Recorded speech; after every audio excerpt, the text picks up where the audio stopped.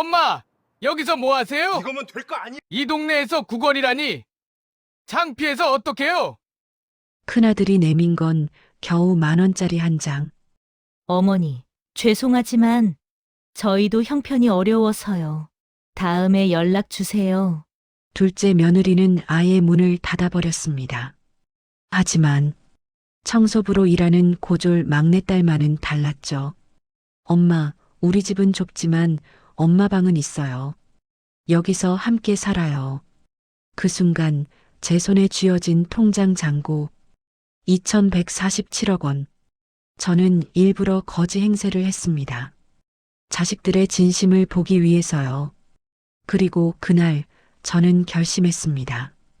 이 돈을 누구에게 물려줄지, 아니, 어떻게 쓸지를요. 여러분, 오늘 이 영상은 끝까지 들으시면 반드시 도움이 됩니다. 노후 준비와 자식 교육, 그리고 진정한 가족의 의미를 다시 생각하게 될 것입니다. 구독과 좋아요는 큰 힘이 됩니다. 부탁드립니다. 제 이름은 박영자, 올해 76입니다. 평생을 서울 변두리의 작은 새방에서 살았고 남편은 제가 50이 되던 해에 교통사고로 세상을 떠났습니다. 세 자녀를 키우느라 온갖 굳은 일을 다 했죠. 식당 설거지, 청소, 파출부. 손에 물이 마를 날이 없었습니다. 그렇게 자식들을 다 키워냈습니다. 큰아들 민수는 대기업 과장, 둘째 아들 민호는 자영업자, 막내딸 민지는 고등학교만 겨우 졸업하고 청소 일을 하고 있습니다. 그런데 3개월 전 제 인생을 완전히 뒤바꿀 일이 일어났습니다. 박영자님 맞으십니까? 토지보상심의위원회입니다. 스팸 전화인 줄 알았습니다. 요즘 이런 사기 전화가 얼마나 많습니까? 네. 그런데 무슨 일이세요? 님께서 40년 전 돌아가신 남편분 명의로 소유하고 계신 경기도 일대 토지가 공공개발지구로 편입되었습니다. 보상금 산정이 완료되었는데요. 저는 어안이 벙벙했습니다. 남편 명의 땅? 남편은 돈 한 푼 없이 죽었는데 무슨 땅이 있다는 겁니까? 혹시 잘못 거신 거 아닌가요? 아닙니다. 1983년 구매하신 경기도시 일대 임야 3,000평입니다. 당시 평당 5만 원에 구매하셨던 것으로 확인됩니다. 그제야 어렴풋이 기억이 났습니다. 남편이 술에 취해 여보, 나 땅 샀어. 나중에 대박 난다니까. 하며 좋아하던 모습이요. 당시 저는 화가 났었죠. 당장 쌀 돈도 없는데 무슨 산속 땅을 사냐고요. 그 뒤로 남편은 그 땅 이야기를 다시는 하지 않았고 저도 까맣게 잊고 살았습니다. 보상금이 얼마나 되나요? 전화기 너머로 잠시 침묵이 흘렀습니다. 총 2,147억 6,300만 원입니다. 네, 2,147억. 아, 실례지만 괜찮으십니까? 숨소리가. 저는 그 자리에서 주저앉고 말았습니다. 2,000억이 넘는 돈이라니. 평생 100만 원도 제대로 모아본 적 없는 제가 2,000억이라는 돈을 받게 된다니요. 하지만 이 거액의 돈이 제게 행복을 가져다 줄까요? 아니면 더 큰 시련의 시작일까요? 2주 뒤 보상금이 정말로 제 통장에 입금되었습니다. 은행 직원이 VIP실로 안내하며 어쩔 줄 몰라 했습니다. 고객님, 자산관리사를 배정해 드리겠습니다. 그리고 혹시 주변에 이 사실을 알리신 분이 아무도 모릅니다. 저는 단호하게 말했습니다. 그리고 그날부터 저는 한 가지 실험을 계획했습니다. 저는 일부러 남루한 옷을 입었습니다. 20년 전에 사서 빛이 바랜 점퍼, 구멍난 운동화, 때 묻은 가방. 머리는 일부러 며칠간 감지 않았고 손톱 사이에는 흙을 묻혔습니다. 거울을 보니 정말로 노숙자 같았습니다. 이제 시작이구나. 저는 큰아들 민수의 아파트로 향했습니다. 강남의 40평대 아파트. 민수는 대기업 과장으로 승진한 뒤 이곳으로 이사했죠. 제가 이사 축하금으로 드린 200만 원이 전부였습니다. 당시 제 전 재산의 절반이었습니다. 감사합니다, 어머니. 나중에 꼭 보답하겠습니다. 민수의 그 말을 믿었습니다. 아파트 입구에서 경비원이 저를 가로막았습니다. 어르신, 여기는 주민만 출입 가능합니다. 아니, 저는 우리 아들이 여기 살아요. 1204호. 경비원의 표정이 차갑게 변했습니다. 혹시 무슨 일로 오셨는데요? 먼저 연락하셨습니까? 연락 안 하고 왔어요. 깜짝 방문하려고요. 죄송하지만 주민분께 먼저 확인해야 합니다. 요즘 보이스피싱 범죄도 많고 저는 경비실 옆 벤치에 앉아서 기다렸습니다. 30분이 지났습니다. 경비원이 난처한 표정으로 다가왔습니다.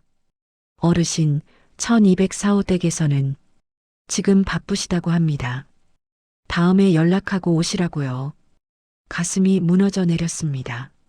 하지만 저는 포기하지 않았습니다. 제가 직접 올라가겠습니다. 우리 며느리가 오해한 것 같아요. 저는 경비원을 지나쳐 엘리베이터로 향했습니다. 12층에 도착해 초인종을 눌렀습니다. 한참 뒤에 며느리 수진의 목소리가 들렸습니다. 누구세요? 나야, 수진아. 엄마. 문이 열렸습니다.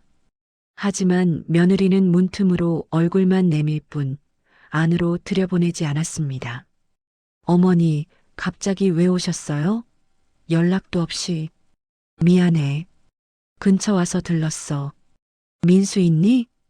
민수는 회사 회식이에요. 늦게 들어올 거예요. 그럼 나 좀. 안에 들어가도 될까? 다리가 아파서. 수진의 얼굴이 굳어졌습니다. 어머니, 죄송한데요. 오늘은 좀. 집이 너무 어지럽고 애들도 학원 가야 해서요. 다음에 미리 연락 주시면 안 될까요?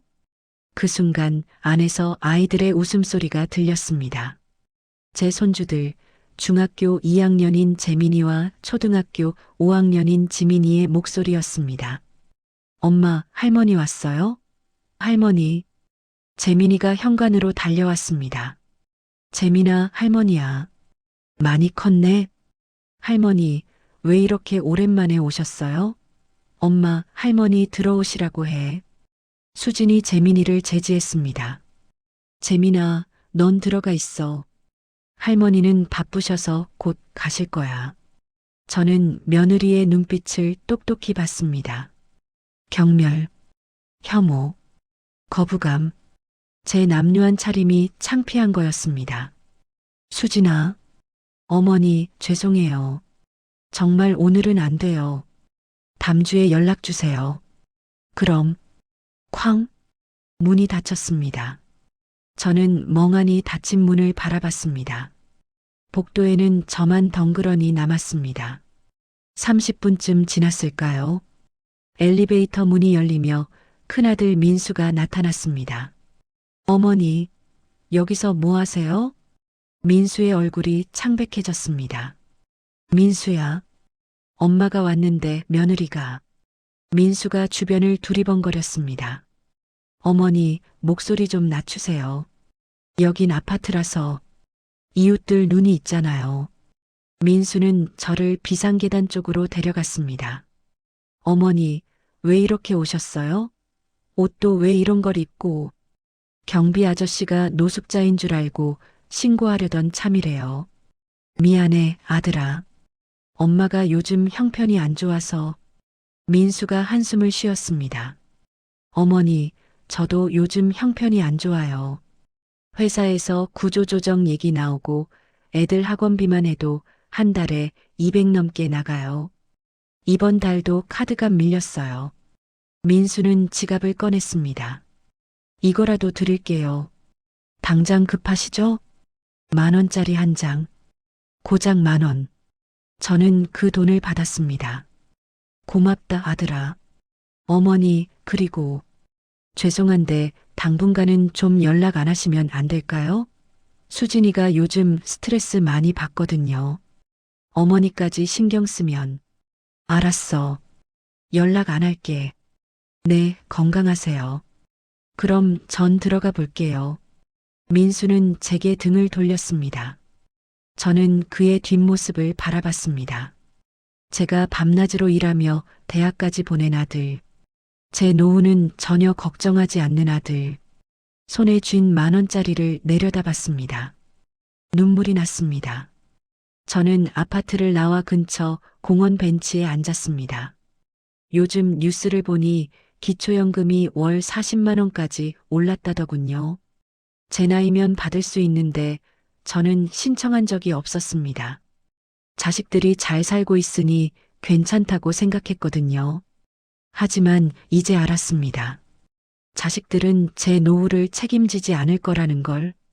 아니, 책임질 생각조차 없다는 걸. 이틀 뒤 저는 둘째 아들 민호의 집으로 향했습니다. 민호는 작은 치킨집을 운영합니다. 5년 전 제가 퇴직금 500만 원을 보태서 장사를 시작했죠. 어머니, 이 은혜 평생 안 잊을게요. 꼭 성공해서 효도하겠습니다. 민호의 약속을 믿었습니다. 민호 가게는 주택가 골목에 있었습니다.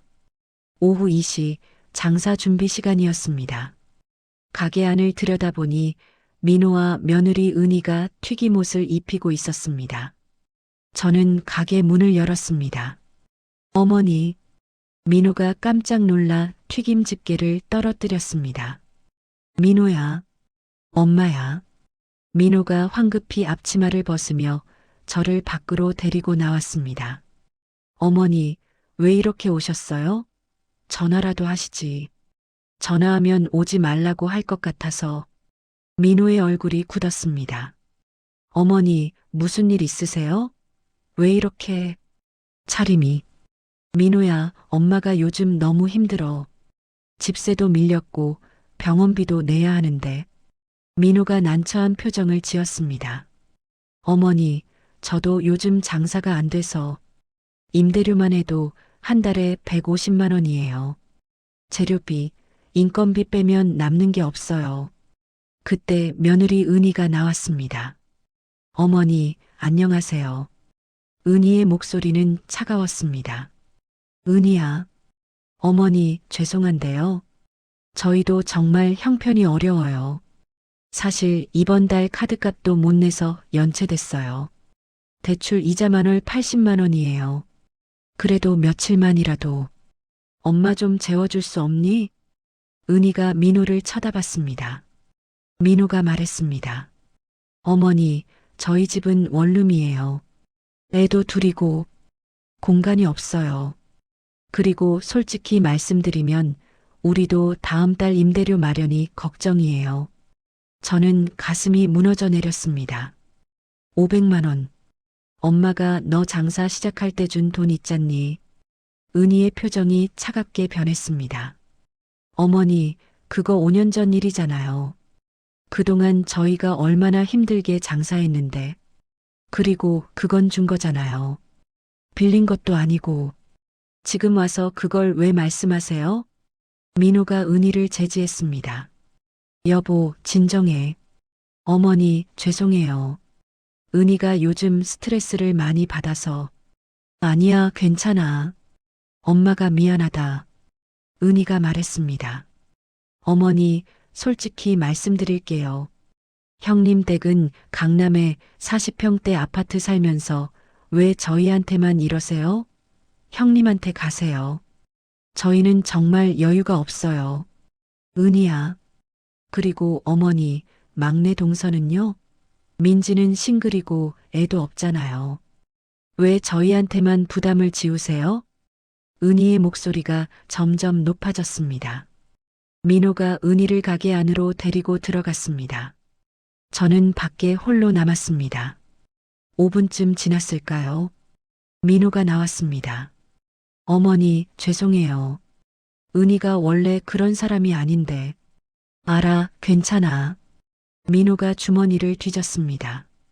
이거라도 드릴게요. 담배 살 돈인데. 3만 원. 고작 3만 원. 어머니, 정말 저희도 형편이 어려워서 다음에 장사가 잘 되면 그때 효도할게요. 지금은 정말 죄송해요. 민호는 가게 안으로 들어갔습니다. 문이 닫혔습니다. 저는 손에 쥔 3만 원을 내려다 봤습니다. 큰아들에게서 받은 1만 원과 합쳐 4만 원. 막내딸은 다를까요? 아니면 저는 근처 경로당으로 걸어갔습니다. 문 앞에 붙은 안내문이 보였습니다. 독거노인 지원 프로그램 안내. 마이너스 노인 맞춤 돌봄 서비스. 마이너스 식사 배달 서비스. 마이너스 주거 지원 상담. 문의구청 노인복지과. 저는 그제야 깨달았습니다. 나라에서 주는 지원을 받는 게 자식에게 도움을 청하는 것보다 낫다는 걸. 최소한 나라는 저를 거부하지 않으니까요. 경로당 안으로 들어갔습니다. 할머니 몇 분이 화투를 치고 계셨습니다. 어머, 새 얼굴이네. 어디서 오셨어요? 저는 근처에 사는데요. 어머, 옷이 왜 그래? 무슨 일 있었어? 한 할머니가 제 옷차림을 보더니 동정어린 눈빛을 보냈습니다. 괜찮아요. 좀 힘든 일이 있어서요. 아이고, 요즘 노인들은 다 그렇지 뭐. 자식들은 다 제 살기 바쁘고. 우리는 나라 도움 받아서 살아야지. 기초연금이라도 받아? 아니요. 아직? 뭐? 안 받아? 왜? 당장 동사무소 가서 신청해. 한 달에 40만 원씩 나와. 그거라도 있으면 월세방 하나 얻어서 살 수 있어. 할머니들이 제게 따뜻한 차를 건네며 이런저런 조언을 해주었습니다. 낯선 할머니들이 제 자식들보다 더 따뜻했습니다. 사흘 뒤 저는 막내딸 민지의 집으로 향했습니다. 민지는 미혼입니다. 고등학교만 겨우 졸업하고 청소 일을 하고 있죠. 오피스텔 청소, 빌딩 청소, 가끔은 가정집 청소도 합니다. 민지는 제일 못났습니다. 공부도 못했고 예쁘지도 않았고 돈도 없습니다.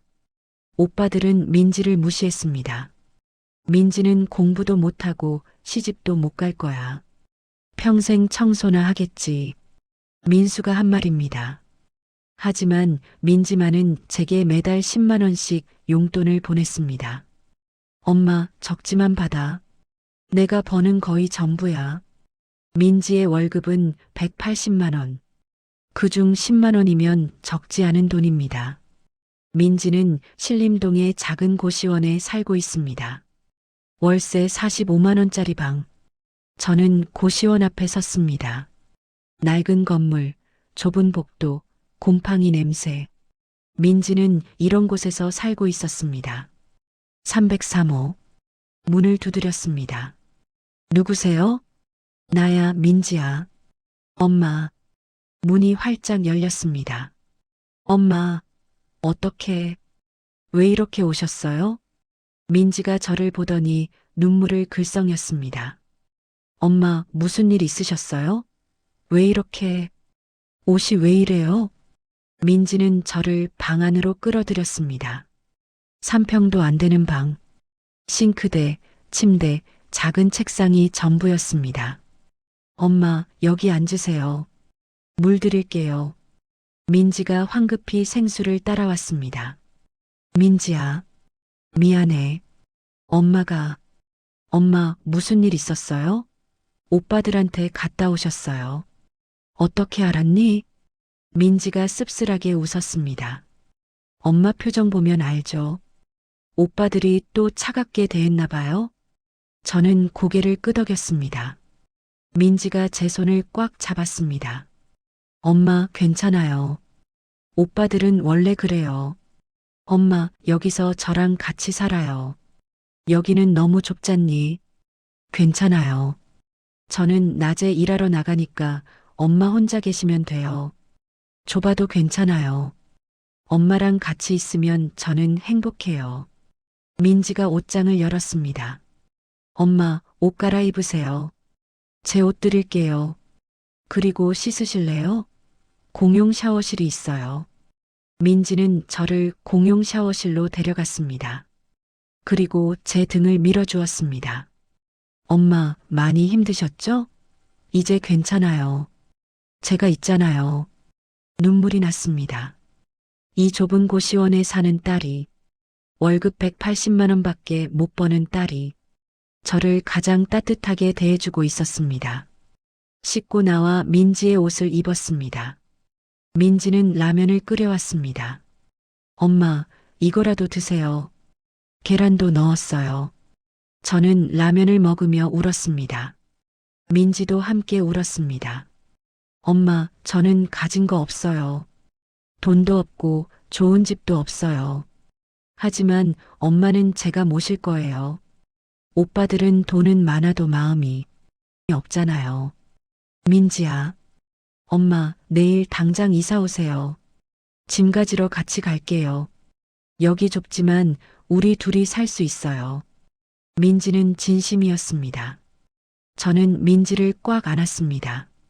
고맙다, 민지야. 엄마가 너를 낳길 정말 잘했구나. 그날 밤 저는 민지의 좁은 방에서 잤습니다. 민지는 바닥에서 잤습니다. 엄마, 침대에서 주무세요. 저는 바닥이 편해요. 저는 천장을 보며 생각했습니다.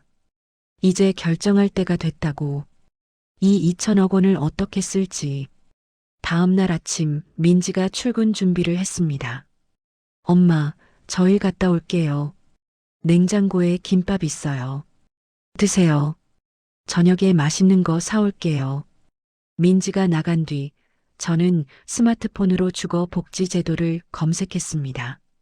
요즘은 노인을 위한 공공임대주택, 전세자금 대출, 주거급여 등 다양한 지원이 있더군요. 하지만 민지 같은 경우는 월급이 180만 원이라 지원 대상에서 애매하게 걸렸습니다. 민지가 이렇게 힘들게 사는데 저는 결심했습니다. 일주일 뒤 저는 세 자녀를 모두 불렀습니다. 민지의 고시원에서 엄마, 왜 오빠들을 여기로 불렀어요? 민지야, 엄마가 할 말이 있어. 오후 2시 초인종이 울렸습니다. 큰아들 민수가 들어왔습니다. 어머니, 무슨 일이세요? 갑자기 급하게 오라고. 민수는 민지의 좁은 방을 둘러보며 인상을 찌푸렸습니다. 민지야, 너 아직도 이런 데서 살아? 형편이 이렇게 안 좋아? 민지가 대답하려는데 둘째 민호가 들어왔습니다. 어머니, 장사 시간인데 급하게 오라고 하셔서. 무슨 일이세요? 민호도 방안을 보며 고개를 저었습니다. 막내야, 좀 더 나은 데로 이사 가지. 여기는 너무하잖아. 민지가 말하려는데 제가 손을 들어 제지했습니다. 앉아라, 다들. 세 자녀가 바닥에 앉았습니다. 좁은 방에 4명이 앉으니 숨이 막힐 지경이었습니다. 엄마가 너희들을 부른 이유는 저는 가방에서 통장을 꺼냈습니다. 이걸 보여주려고. 민수가 통장을 받아들었습니다. 그리고 눈이 휘둥그레졌습니다. 이게 뭐예요? 2147억 6,300만 원. 방안이 조용해졌습니다. 민호가 통장을 빼앗아 봤습니다. 어머니. 이게 진짜예요? 진짜다. 너희 아버지가 40년 전에 사둔 땅이 개발되면서 보상금을 받았어. 민수가 벌떡 일어났습니다. 어머니, 이런 큰일을 왜 이제 말씀하세요? 언제 받으신 거예요? 석 달 전이다. 민호가 흥분했습니다. 석 달 전? 그럼 왜 지금까지 안 알려주셨어요? 저희가 얼마나 힘들게 사는데. 민지만 조용히 앉아 있었습니다. 저는 민수를 똑바로 쳐다봤습니다. 민수야, 일주일 전에 내가 너희 아파트에 갔을 때 기억나니? 민수의 얼굴이 굳었습니다. 네. 나한테 10,000원 주고 당분간 연락하지 말래더 그거. 민수가 당황했습니다. 어머니. 그건. 민호야, 너도 기억나지? 3만 원 주면서 형한테 가라고 했잖아. 민호가 변명했습니다. 어머니, 그때는 정말 형편이. 닥쳐라. 제 목소리가 방 안에 울렸습니다. 나는 일부러 거지 행세를 했다. 너희들의 진심을 보기 위해서. 민수와 민호의 얼굴이 창백해졌습니다. 어머니, 그럼 너희는 시험에서 떨어졌다. 완전히. 저는 민지를 바라봤습니다. 민지만 합격했어. 민지가 눈물을 흘렸습니다. 엄마, 민지야, 넌 월급 180만 원인데도 나한테 매달 10만 원씩 보냈지. 이 좁은 고시원에서 나를 재워줬고 라면을 끓여줬고 너는 바닥에서 잤어. 민수가 급하게 말했습니다. 어머니, 저도 도와드릴 생각이었어요. 그때는 정말 형편이. 거짓말하지 마. 너희 아파트 주차장에 새 수입차 있더라. 작년에 샀다며? 민수가 말문이 막혔습니다. 민호야, 너도 마찬가지야. 가게 장사 안 된다면서 지난달에 제주도 가족여행 갔다며? 민지한테 들었어. 민호가 고개를 숙였습니다. 저는 통장을 도로 가방에 넣었습니다. 이 돈은 내가 쓸 거다. 내 마음대로. 민수가 다급하게 말했습니다. 어머니, 제 말 좀 들어보세요. 제가 이 돈을 잘 관리해 드릴게요. 재테크도 해드리고. 필요 없어. 민호도 말했습니다. 어머니, 저도 도와드릴게요. 가족끼리 똑같이 나눠 가지면. 나눠? 웃기는 소리 하네. 저는 민지의 어깨에 손을 얹었습니다. 이 돈은 민지한테 줄 거다. 방안이 다시 조용해졌습니다. 민지가 깜짝 놀라 말했습니다. 엄마, 안 돼요. 저는 그런 거 바라고 엄마 모신 거 아니에요. 알아, 민지야. 그래서 더 너한테 주고 싶은 거야. 민수와 민호가 동시에 항의했습니다. 어머니, 그건 불공평해요. 저희도 어머니 자식이에요. 저는 그들을 쳐다봤습니다. 불공평? 너희가 나한테 한 게 공평했니? 저는 가방에서 서류를 꺼냈습니다. 민수야, 민호야. 너희한테도 줄 거야. 하지만 조건이 있어. 두 아들이 눈빛이 달라졌습니다. 조건이요?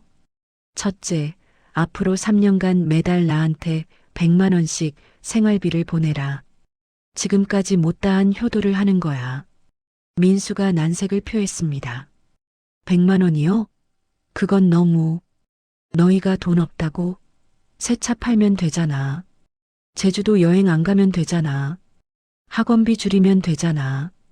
두 아들이 입을 다물었습니다. 둘째, 명절마다 나를 찾아와라. 빈손 말고 정성 어린 마음으로. 셋째, 민지를 무시하지 마라. 민지가 제일 효녀다. 너희는 명심해라. 저는 서류를 내밀었습니다.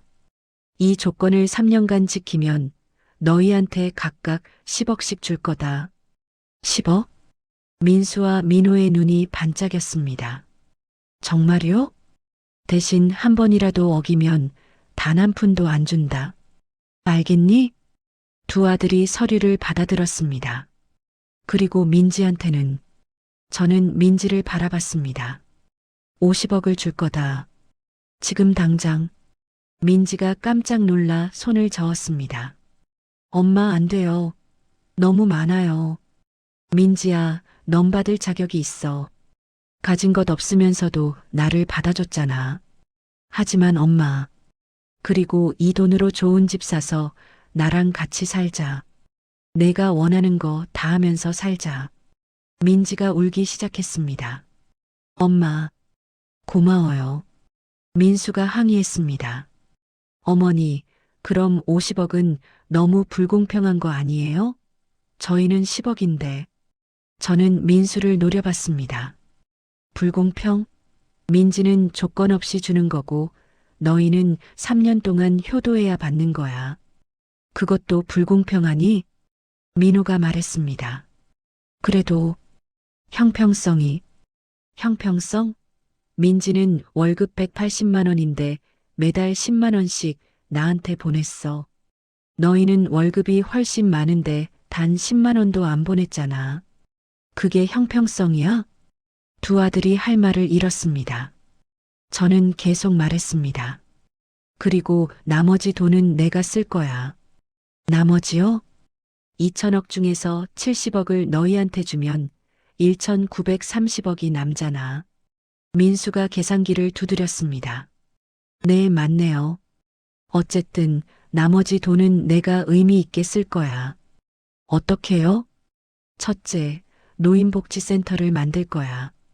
나처럼 자식한테 버림받은 노인들을 위한 곳. 민지가 눈을 반짝였습니다. 엄마, 좋은 생각이에요. 둘째, 독거노인들을 위한 임대주택을 지을 거야. 월세 10만 원짜리. 기초생활수급자는 무료. 셋째, 노인 일자리 센터를 만들 거야. 일하고 싶은 노인들이 존엄하게 일할 수 있는 곳. 민호가 말했습니다. 그런 거 하려면 돈이 엄청 들 텐데요. 그래서 1천억 정도 쓸 생각이야. 민수가 깜짝 놀랐습니다. 1천억이요? 왜? 내 돈인데 내가 쓰면 안 돼? 아니, 그게 아니라 너희는 10억씩만 받아도 감지덕지해야 해. 원래는 한 푼도 안 줄 뻔했어. 두 아들이 입을 다물었습니다. 저는 민지에게 말했습니다. 민지야, 너도 이 사업 같이 할래? 내가 청소 일하면서 독거노인들 많이 봤잖아. 네, 엄마. 저도 돕고 싶어요. 그래. 그럼 너는 노인복지센터 센터장 해라. 월급 500만 원 줄게. 민지가 눈물을 흘렸습니다. 엄마, 저 그런 큰일 할 수 있을까요? 당연하지. 넌 마음이 따뜻한 사람이야. 그게 제일 중요한 자격이야. 민수가 조심스럽게 말했습니다. 어머니, 그런 사업은 전문가가 필요한데. 제가 도와드릴까요? 아니, 됐어. 너는 3년 동안 효도나 열심히 해라. 하지만, 민수야, 내가 정말 돕고 싶으면 조건 없이 도와라. 10억 받으려고 도우려는 거 아니지? 민수가 할 말을 잃었습니다. 저는 서류에 서명을 했습니다. 자, 이제 결정됐다. 3년 뒤에 보자. 3년이 흘렀습니다. 많은 것이 변했습니다.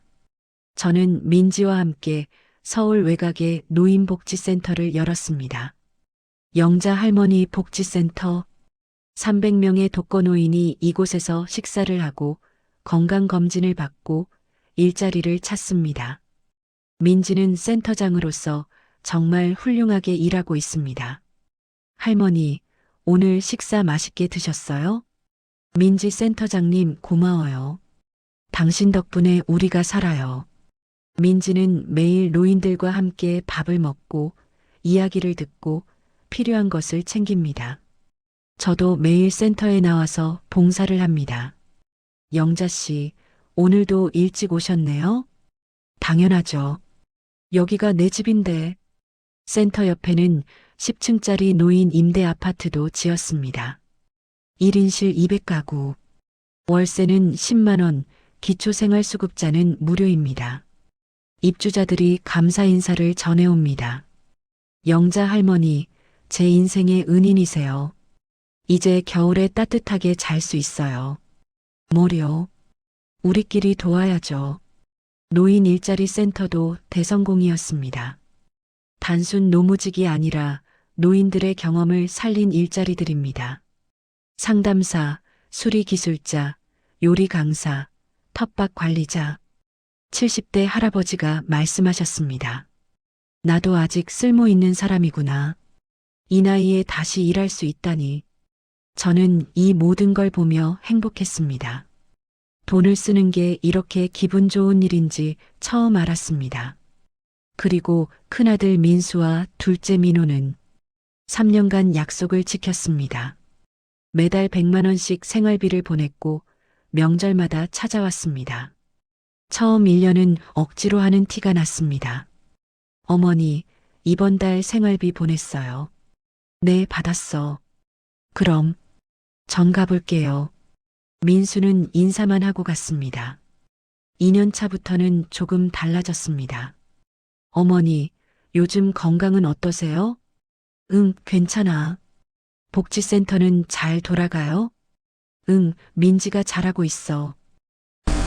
제가 뭐 도와드릴 거 없을까요? 필요하면 연락할게. 3년 차 작년 겨울이었습니다. 민수가 복지센터에 나타났습니다. 어머니, 전문 경영 시스템 구축 도와드리려고요. 무료로 할게요. 왜? 그냥 어머니 하시는 일이 좋아 보여서요. 저도 의미 있는 일 하고 싶어요. 민수는 정말로 도와주기 시작했습니다. 회계 시스템, 후원자 관리, 정부 지원금 신청. 어머니, 이렇게 하시면 정부 지원금 3억 더 받을 수 있어요. 정말? 네, 제가 서류 작업 도와드릴게요. 민호도 변했습니다. 어머니, 복지센터에서 식사 제공하시잖아요. 제가 치킨이랑 반찬 기부하면 안 될까요? 내 가게 형편은 괜찮니? 요즘 장사가 좀 나아졌어요. 프랜차이즈 2호점도 냈어요. 그래. 네, 어머니 덕분이에요. 어머니가 주신 생활비 보내면서 지출을 줄이고 저축하다 보니까 오히려 재정이 좋아졌어요. 민호는 매주 복지센터에 치킨 50인분을 기부했습니다. 할머니들이 좋아하세요? 엄청 좋아하셔. 고마워, 민호야. 아니에요. 당연한 일이에요. 그리고 오늘 3년간의 약속이 끝나는 날입니다. 저는 세 자녀를 복지센터로 불렀습니다. 모두 와줘서 고마워. 민수, 민호, 민지가 앞에 앉았습니다. 저는 두 아들에게 봉투를 건넸습니다. 약속대로 10억씩이야. 통장 비밀번호는 각자 생일이야. 민수와 민호가 봉투를 받았습니다. 하지만 표정이 밝지 않았습니다. 어머니, 왜 그래? 안 좋아? 민수가 말했습니다. 어머니, 죄송한데 이 돈 센터에 기부하면 안 될까요? 뭐? 민호도 말했습니다. 저도요. 제목도 센터에 기부하고 싶어요. 저는 깜짝 놀랐습니다. 너희들, 무슨 소리야? 3년간 기다린 돈인데. 민수가 고개를 숙였습니다. 어머니, 3년 동안 지켜보면서 깨달았어요. 돈이 전부가 아니라는 걸. 어머니께서 하시는 일이 얼마나 가치 있는지. 민호도 말했습니다. 저도요. 어머니 덕분에 제 인생이 바뀌었어요. 돈만 쫓지 않고 의미 있는 삶을 살게 됐어요. 저는 눈물이 났습니다. 너희들. 민지가 오빠들의 손을 잡았습니다. 오빠들 고마워요. 민수가 웃었습니다. 민지야, 미안해. 그동안 너를 무시해서. 넌 우리 가족의 영웅이야. 민호도 말했습니다. 민지야, 진짜 고마워. 내가 어머니 곁을 지켜줘서. 내 가족이 함께 울었습니다. 그날 저녁 저는 세 자녀에게 마지막 이야기를 했습니다. 사실 너희한테 아직 하지 못한 얘기가 있어. 뭔데요, 어머니? 저는 깊은 한숨을 쉬었습니다. 민수야, 민호야. 너희가 3년 동안 보내준 생활비. 한 달에 100만 원씩. 네, 어머니. 나 한 푼도 안 썼어. 세 자녀가 놀란 표정을 지었습니다. 네. 3년이면 3,600만 원씩. 너희 둘이 보낸 게 7,200만 원이야. 전부 따로 모아뒀어. 저는 통장 2개를 꺼냈습니다. 이거 너희 돈이야. 그대로 있어. 민수가 통장을 받아들었습니다. 어머니, 왜 안 쓰셨어요? 쓸 필요가 없었거든. 나는 복지센터에서 밥도 먹고 민지랑 같이 살면서 돈 쓸 일이 없었어. 그리고 저는 잠시 말을 멈췄습니다. 너희가 정말로 변했는지 보고 싶었어. 이 돈을 돌려받을 생각으로 효도한 건지 아니면 진심으로 변한 건지. 민호가 고개를 숙였습니다. 어머니, 처음 1년은 너희가 돈 때문에 하는 거라고 생각했어. 10억 받으려고 억지로 참는 거라고. 그런데 2년 차부터 너희 눈빛이 달라지더라. 특히 3년 차에는 저는 민수를 바라봤습니다. 민수야, 내가 복지센터 경영 시스템 도와준다고 했을 때 나는 또 의심했어. 10억 받으려고 잘 보이려는 거겠지 하고. 그런데 내가 매주 토요일마다 나와서 6개월 동안 무보수로 일하는 걸 보면서 진심이구나 싶었어. 민수의 눈에 눈물이 맺혔습니다. 민호야, 너도 마찬가지야. 처음에 치킨 기부한다고 했을 때 한두 번 하고 말겠지 했는데 1년이 넘도록 한 주도 빠짐없이 가져왔더라. 비가 오나 눈이 오나 민호도 눈물을 흘렸습니다. 그래서 나는 확신했어. 너희가 정말로 변했다는 걸. 저는 가방에서 또 다른 서류를 꺼냈습니다. 그래서 계획을 바꿨어. 계획을요? 원래는 너희한테 10억씩만 주려고 했어. 하지만 너희가 진심으로 변한 걸 보고 더 주고 싶어졌어. 민지가 놀라며 말했습니다. 엄마, 더요? 10억도 큰 돈인데. 민지야, 엄마 말 끝까지 들어봐. 저는 새 서류를 펼쳤습니다. 사실 복지센터를 운영하면서 놀라운 일이 있었어. 정부 지원금, 기업 후원금, 개인 기부금이 계속 들어왔거든. 민수가 도와준 덕분에 정부 지원금만 3억을 받았고 민호 가게 이야기가 알려지면서 다른 자영업자들도 후원하기 시작했어. 그리고 가장 큰 건 저는 잠시 숨을 고르고 말했습니다. 센터 옆에 지은 임대 아파트 부지 있잖아. 그 땅을 살 때 주변 땅도 같이 샀거든. 혹시 몰라서. 그런데 그 땅 가격이 3년 사이에 3배로 올랐어. 민수가 깜짝 놀랐습니다. 3배요? 응. 그 지역이 개발되면서 땅값이 급등한 거야. 그래서 일부를 팔았어. 그랬더니 저는 통장을 보여줬습니다. 1천억이 더 생겼어. 방안이 조용해졌습니다. 그럼. 그래. 원래 2천억이었는데 복지센터 운영하면서 번 돈과 땅값 상승으로 합치면 지금 총 자산이 3,200억 정도 돼. 민호가 어안이 벙벙한 표정을 지었습니다. 어머니, 그게 가능한 일이에요? 가능하더라.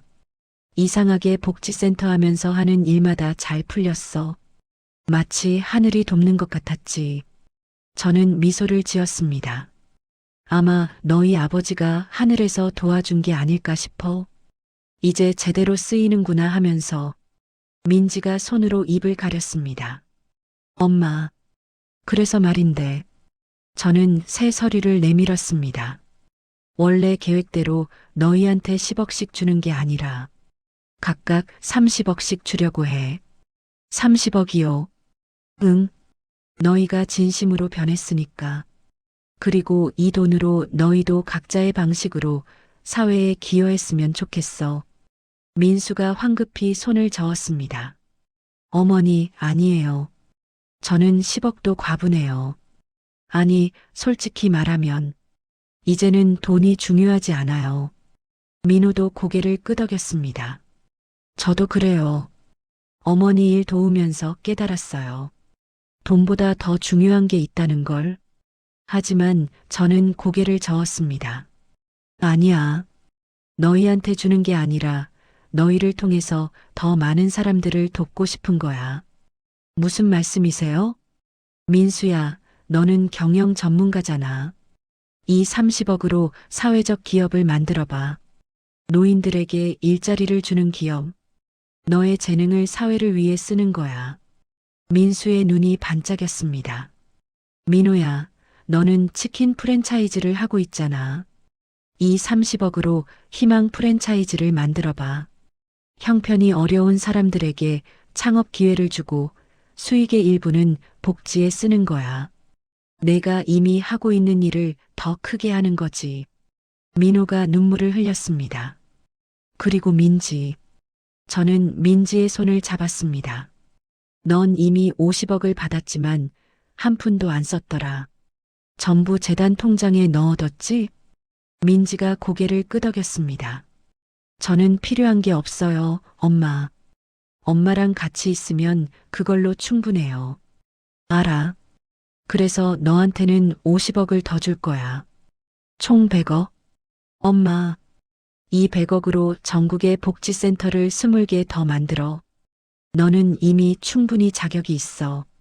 3년 동안 내가 센터를 어떻게 운영했는지 내가 다 봤어. 저는 세 자녀를 바라봤습니다. 그리고 나머지 돈. 약 2천억은 영자 노인복지재단을 만드는 데 쓸 거야. 재단이요? 그래. 내가 죽은 뒤에도 계속 노인들을 돕는 재단. 그리고 이 재단의 이사로 너희 3명을 임명할 거야. 저는 서류를 펼쳤습니다. 민지는 이사장, 민수는 경영이사, 민호는 사회공헌이사. 너희가 이 재단을 이끌어가는 거야. 어머니, 조건은 하나야. 절대 사익을 취하지 말 것.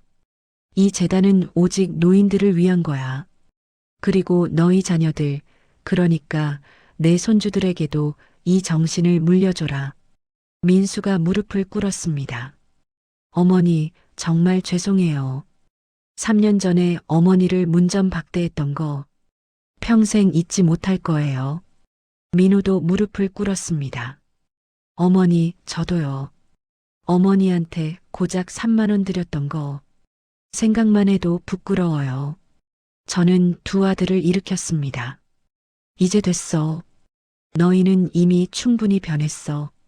그리고 가장 중요한 건 저는 세 자녀를 모두 안았습니다. 우리가 다시 가족이 됐다는 거야. 진짜 가족. 네 사람이 함께 울었습니다. 6개월 후 민수는 시니어워크라는 사회적 기업을 설립했습니다. 60세 이상 노인들에게 전문 일자리를 제공하는 기업입니다. 회계, 상담, 번역, 컨설팅 등 노인들의 경험을 살린 일자리를 만들었죠. 어머니, 벌써 200명의 어르신들이 일하고 계세요. 모두들 삶의 보람을 찾으셨대요. 민호의 희망치킨 프랜차이즈는 10개 매장으로 늘었습니다. 모두 형편이 어려운 사람들에게 낮은 가맹비로 창업 기회를 준 곳입니다. 어머니, 수익의 30%를 재단에 기부하는데도 오히려 장사가 더 잘 돼요. 손님들이 우리 이야기를 듣고 일부러 찾아오세요.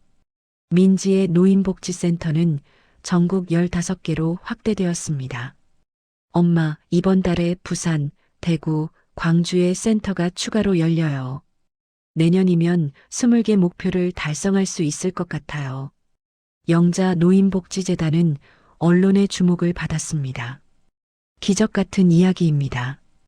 2천억 보상금을 받은 한 할머니가 자식들을 시험했고 그 과정에서 가족이 재결합되고 이제는 전국의 노인들에게 희망을 주고 있습니다. 뉴스를 보던 복지센터 할머니 한 분이 말씀하셨습니다. 영자 씨, 당신은 진짜 부자야. 돈이 많아서가 아니라 사람을 변화시키는 힘이 있어. 저는 웃었습니다. 아니에요. 사람은 원래 변할 수 있어요. 기회를 주기만 하면. 그날 저녁 저는 민지와 함께 센터 옥상에 올라갔습니다. 서울 야경이 펼쳐졌습니다. 민지야, 행복하니? 네, 엄마. 너무 행복해요. 엄마도 행복해. 그런데 가장 기쁜 건 뭐예요? 오빠들이 변한 거야. 진심으로. 돈 때문이 아니라 마음에서 우러나서. 저도 그래요, 엄마. 오빠들이 진짜 멋있어졌어요. 그래. 사람은 변할 수 있어. 믿음과 기회를 주면. 우리는 한동안 말없이 야경을 바라봤습니다. 3년 전 저는 거지 행세를 하며 자식들을 시험했습니다. 그때는 분노와 실망뿐이었습니다. 하지만 지금은 희망과 사랑으로 가득합니다. 돈은 사람을 시험하는 도구가 될 수도 있지만 사람을 변화시키는 기회가 될 수도 있습니다. 그리고 가장 큰 기적은 우리 가족이 다시 하나가 된 거였습니다. 여러분, 오늘 이야기가 마음에 와닿으셨나요? 이 이야기는 단순히 돈 많은 할머니의 복수극이 아닙니다. 진짜 메시지는 이겁니다. 진정한 부는 얼마나 가졌느냐가 아니라 어떻게 쓰느냐입니다. 박영자 할머니는 2천억이 넘는 돈을 받았지만 가장 행복했던 순간은 그 돈을 나눌 때였습니다. 그리고 효도는 강요가 아니라 마음입니다. 큰아들과 둘째 아들은 처음엔 억지로 효도했지만 그 과정에서 진짜 효심을 배웠습니다. 막내딸은 가진 것 없었지만 진심만은 있었습니다. 그 진심이 가장 큰 유산을 받는 이유가 되었죠. 마이너스. 시청자 여러분께 두 가지 실질적인 조언을 드립니다. 첫째, 노후 준비는 돈만이 아닙니다. 기초연금, 노인 맞춤 돌봄 서비스, 주거 복지제도, 나라에서 제공하는 지원을 적극 활용하세요.